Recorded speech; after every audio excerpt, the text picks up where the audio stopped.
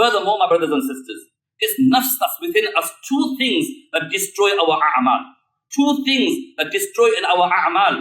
And if you don't keep a vivid eye on these things in the upcoming months, more importantly in Shawwal, Ba'da Ramadan, then you will find it's very difficult for you to pray your salah, to give your zakah, to even get the mushaf and recite the Quran. It's extremely hard.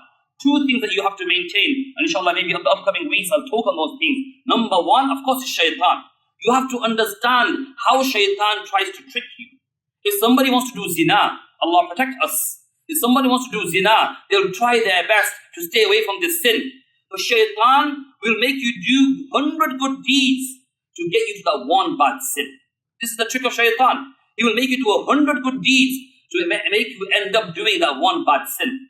If somebody is trying their best to protect themselves from a major sin, drinking alcohol, gambling, committing zina, whatever that may be, shaitan will, earlier I mentioned this top up, he'll make you do those small good deeds until suddenly you fall and you find yourself in the footsteps of shaitan. So first of all, we need to learn how to stay away from the khutuwat of shaitan, from the influences of shaitan, number one.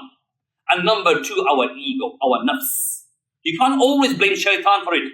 Shaitan on the Yawm al-Qiyamah, he will say, and Allah mentions this in the verse of the Quran, he will say, don't blame me, فَلَا تَلُومُونِي وَلُومُوا أَنفُسَكُمْ. Don't blame me for it, blame yourself for it. And it's easy. As human beings, we'll always look for somebody else to blame. Something goes pear-shaped wrong at work, we'll look for somebody else to blame. Something goes wrong in a relationship, somebody else to blame. Something goes wrong in business, somebody else to blame. In exactly the same way, when it comes to our religion, we do something wrong, we look for somebody else to blame. If nobody else, definitely we blame shaitan. So Allah reminds us, it's not only shaitan's fault, it's also our nafs, our ego. Shaitan will show you the road. Somebody has a habit of going clubbing and pubbing. So he will show you on a Saturday night, this is what you're going to be doing. This is where you need to go. At 9:30 at night, this is where you need to be at. So shaitan will give you all the opportunity. But at the end, it's your nafs, your ego that falls into the web of shaitan, into the net of shaitan, and you slip and you end up in that club and the pub.